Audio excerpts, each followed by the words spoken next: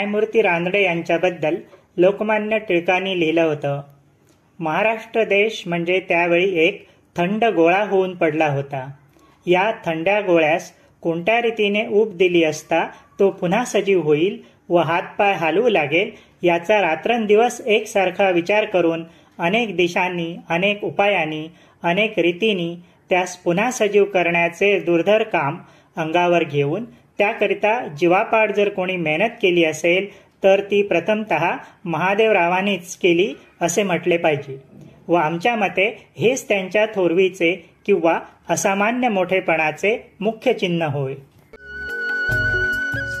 1942 मध्ये रानडे जन्मशताब्दीच्या निमित्ताने डेक्कन सभेत दिलेल्या व्याख्यानात डॉक्टर बाबासाहेब आंबेडकरांनी म्हटलं होतं, रानडे फक्त गेल्या पिढीचेच नव्हे तर आजच्या आणि उद्याच्या पिढ्यांचेही मार्गदर्शक, मित्र आणि तत्ववेत्ते बनू शकतात आणि यातच त्यांची महानता आहे.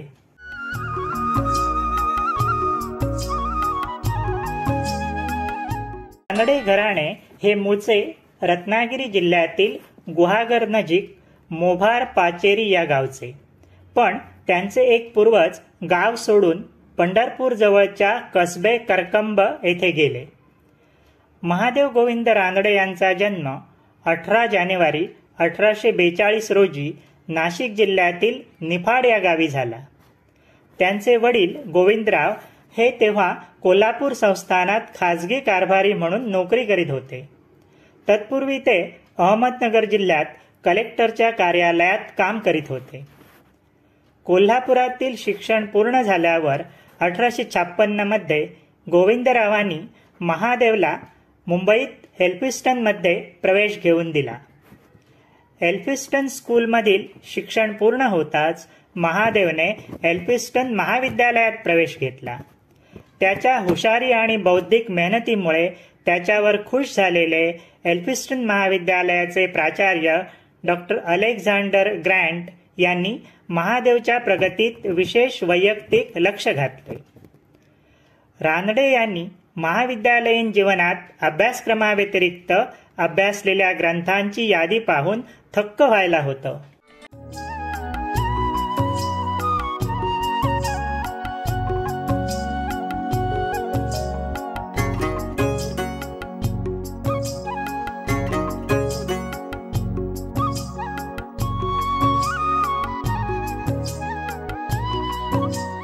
ते एल्फिस्टन मधून BA, MA आणि नंतर LLB परीक्षा उत्तीर्ण झाले.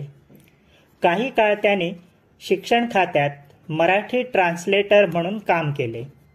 त्यानंतर अक्कलकोट संस्थानच्या लहानवयीन संस्थानिकाला शिकविणे आणि त्याच्या वतीने संस्थांचा कारभारी म्हणून काम पाहणे अशा जबाबदाऱ्या पार पाडल्या. त्यानंतर त्यांनी मुंबई सरकारच्या न्याय खात्यात विविध पदांवर काम केले. 1871 मध्ये ते ॲडव्होकेटची परीक्षा उत्तीर्ण झाले. त्यानंतर त्यांना बढती मिळून त्यांची पुण्यात फर्स्ट क्लास सब जज म्हणून नेमणूक झाली.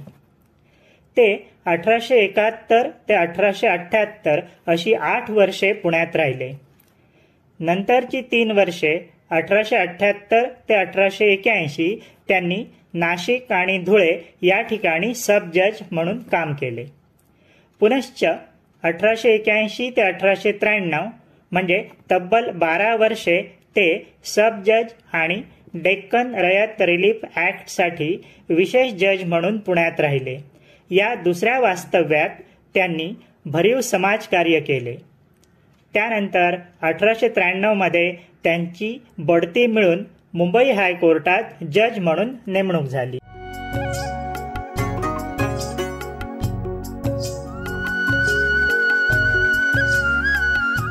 रानडे पुण्यात आल्यावर त्यांचा व सार्वजनिक सभेचा घनिष्ठ संबंध आला. सभेचे कार्यक्रम आणि तिच्या त्रैमासिकात लिहिलेले लेख याद्वारे त्यांनी महाराष्ट्राला जागृत केले. सार्वजनिक सभा सरकारकडे अनेक सार्वजनिक महत्त्वाच्या बाबीसंबंधी निवेदने आणि अर्ज पाठवित असे. त्रैमासिकातील 2/3 मजकूर रानडे लिहित असत, पण ते सरकारी नोकर असल्यामुळे सर्व ठिकाणी त्यांचे नाव प्रसिद्ध होत नसे.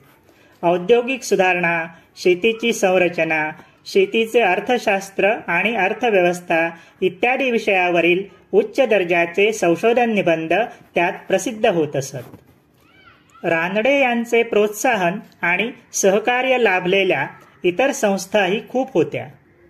हिराबागेतील town hall, Poona native general library, औद्योगिक परिषद, औद्योगिक प्रदर्शने, औद्योगिक मंडळ, Reay museum, the cotton and spinning and weaving company, Fergusson महाविद्यालय, मुलींची शाळा, व्हर्नाक्युलर ट्रान्सलेशन सोसायटी, उपन्यायमूर्तींची परिषद, दी पुणा मर्कंटाईल बँक, वक्तृत्वोत्तेजक सभा, अखिल भारतीय साहित्य संमेलन, वसंत व्याख्यानमाला, पुणे रंगशाळा, रे कागद गिरणी इत्यादी.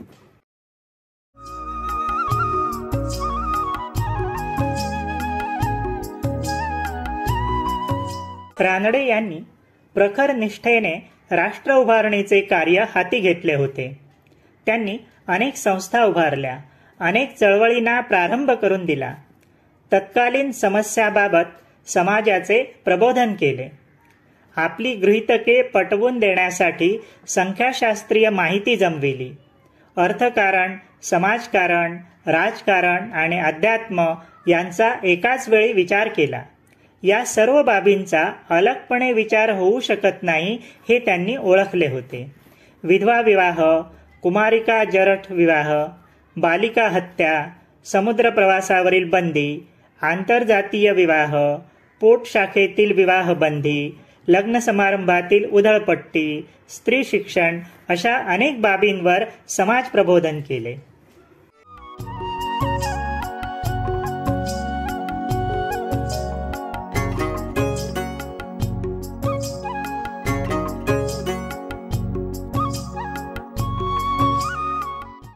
भारतीय अर्थव्यवस्थेचा खोलवर तपशील आणि अर्थशास्त्राच्या संख्याशास्त्रीय पद्धतीचा वापर करून त्यांनी स्थिर आणि उन्नत अर्थव्यवस्थेसाठी सरकारी धोरणात बदल करण्याची शिफारस करणारे अनेक विनंती अर्ज सरकारकडे पाठविले.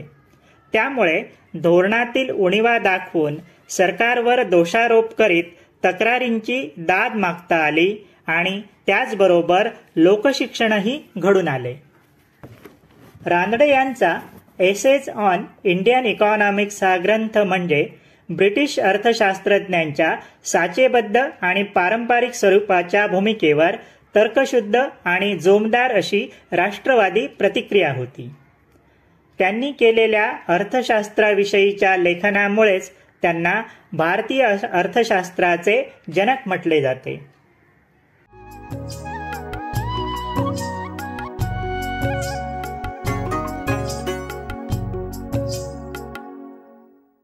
त्यांच्या राईज ऑफ मराठा पॉवर या ग्रंथातील मूलगामी आणि तर्कशुद्ध विश्लेषणामुळे अनेक ब्रिटिश इतिहासकारांचा शिवाजी महाराजांकडे बघण्याचा दृष्टिकोन बदलला.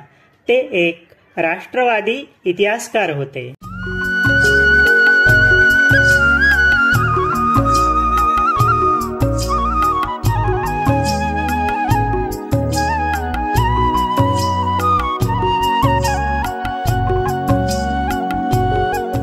त्यांनी आपल्या सार्वजनिक कार्याचा व्याप स्वतःच्या सरकारी कामाच्या आड कधीही येऊ दिला नाही. न्यायदानाचे काम त्यांनी अत्यंत चोखपणे केले. त्यांच्या कार्यात लोकहित, ज्ञानार्जन व सरकारी नोकरी यांचा मनोरम संगम दिसून येतो. त्यांना चांगली माणसे जमवायची व त्यांना उत्तेजन देऊन सार्वजनिक कामाला उद्युक्त करण्याची कला अवगत होती. एखाद्या व्यक्तीच्या दोषांकडे लक्ष न देता त्याचे गुण काय आहेत हे हेरून त्यांचा लोककार्यात कसा उपयोग करून घेता येईल हे ते पाहत असत. टिळक व आगरकर जेव्हा खासगी शाळा काढावयास उद्युक्त झाले तेव्हा ते रानडे यांच्याकडे गेले. रानडे यांनी त्या दोन तरुणांना प्रोत्साहन दिले.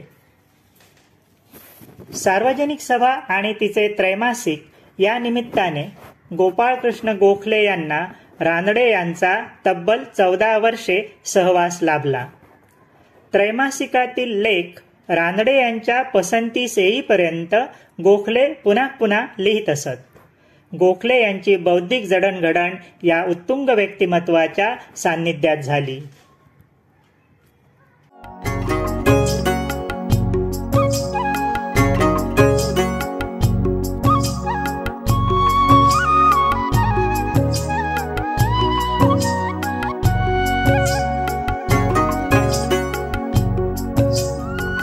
सन 1885 मध्ये स्थापन झालेल्या इंडियन नॅशनल काँग्रेसचे ते एक संस्थापक होते. इंडियन नॅशनल काँग्रेस हे नाव त्यांनीच सुचविले होते.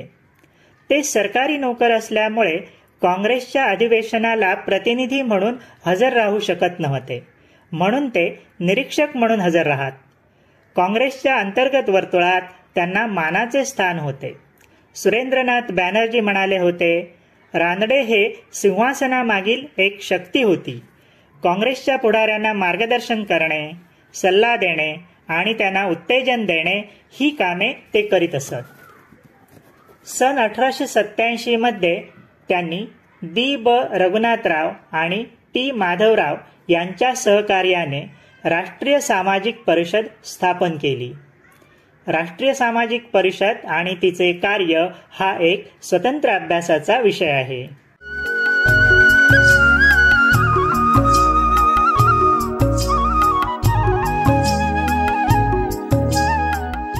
महाराष्ट्रातील बहुतेक सामाजिक आणि राजकीय चळवळींमध्ये रानडे यांचाच हात होता, कारण अशी व्यापक दृष्टी फक्त त्यांच्यामध्येच होती. तुमचे लेखन हा तुमच्या बढतीच्या मार्गातला अडसर आहे. तुम्हाला नोकरीत बढती हवी असेल तर तुमचे महान कार्य तुम्ही बाजूला ठेवावे, असे जेव्हा त्यांना सांगण्यात आले तेव्हा माझ्या गरजा अत्यल्प आहेत, तुटपुंजेपणातही मला जगता येईल, पण राष्ट्राच्या कल्याणाबाबत बोलावयाचे तर मला सत्य म्हणून जे प्रतीत होते ते मला बोललेच पाहिजे, अशी त्यांची प्रतिक्रिया होती.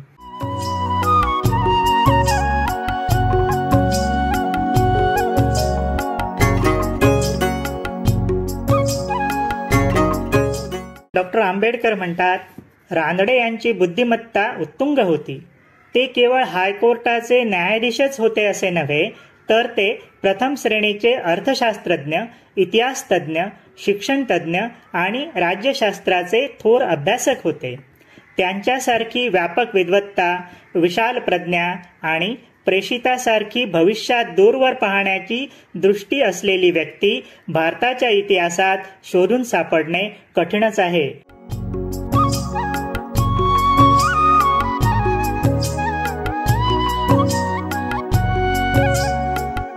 दिनांक 16 जानेवारी 1901 रोजी त्यांचे निधन झाले.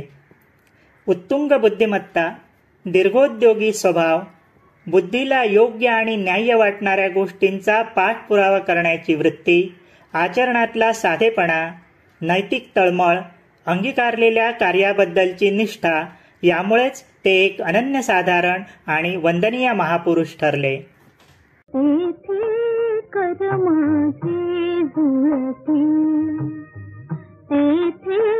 कर माझे जुळते